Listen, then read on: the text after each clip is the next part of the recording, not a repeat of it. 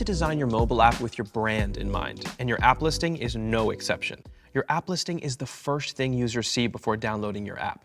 It conveys to users why they should download your mobile app onto their device. Within your TapCart dashboard, you are able to fully customize your app's listing that will display in both the app and Google Play stores. To do this, we'll go over 3 sections within the app listing menu in the TapCart dashboard, and I'll show you how these appear in the actual app listings. So let's start with where to even find this menu.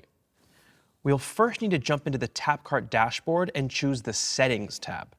From there, we'll choose this App Listing menu, and this is where we'll find everything we need to manage our app listing in the app stores. So here we are, the Branding section. This is essentially made up of 3 things: your app icon, a placeholder image, and a launch screen. These are essentially all images that users will see both before and after downloading your app. Starting with the app icon, probably one of the most important assets on your app listing. This is the image that will live on the user's phone and one of the first things they see as a representation of your brand in the app and Google Play stores before downloading. We recommend keeping your app icon simple, either your logo or a representation of your logo in a solid color. Now, the placeholder image. This is an image that will show when a product is loading in the app.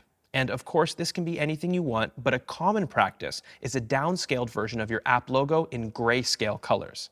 The grayscale usually lets people know that this image is not clickable, and it's a common way to showcase that something is loading. And then your launch screen. This won't show up in the actual app listing, but will display every time a user starts a new app session, so it's the first thing they see when opening the app.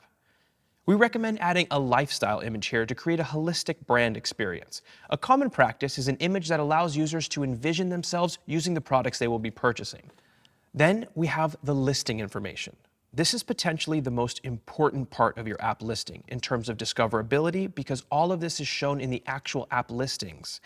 There's app titles, categories, keywords, and a description of your app. So first, the app title. This is the main title of your app and the main thing that users see when discovering your app. So as a best practice, it should reflect your Shopify store's name.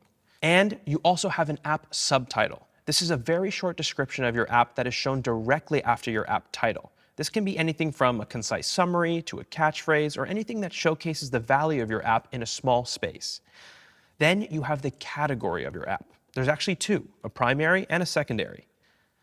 Both of these are really important for your app's discoverability. When you choose a category, definitely consider your app's purpose, where users naturally look for an app like yours, and which categories contain the same type of apps as your own. This will help you choose the best categories for your app.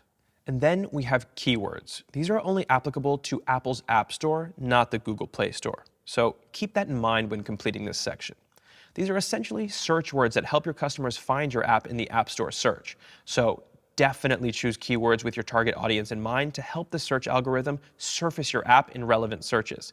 You can write up to 100 characters, so simply choose the most fitting tags within that limit of space. And last of this section, we have a description. This is a description shown on the app listing that highlights the value of your app. So be concise, informative, and let users know what your app is all about in this space. As a pro tip, the first sentence is the most important, as this is what users will see first. So pack an impactful message, such as your app's key features, benefits, and the most relevant keywords into this part. Finally, we have the business information. This section is essentially filled with 3 URL links, and these links are shared on the app listing, giving users direct access to each of them. One is the marketing URL that leads users to your main website. Another for support. This can lead directly to a contact page or support page for customers. And a privacy policy URL, as this is a required step to submitting your app to the app and Google Play stores. As a note, you definitely need to fill this one in or you won't be able to host your app in the app stores. We cover setting this up in another lesson, so check that out if you haven't done so already. And there you go. You now know how to create and customize your app listing in both the app and Google Play stores with TapCart.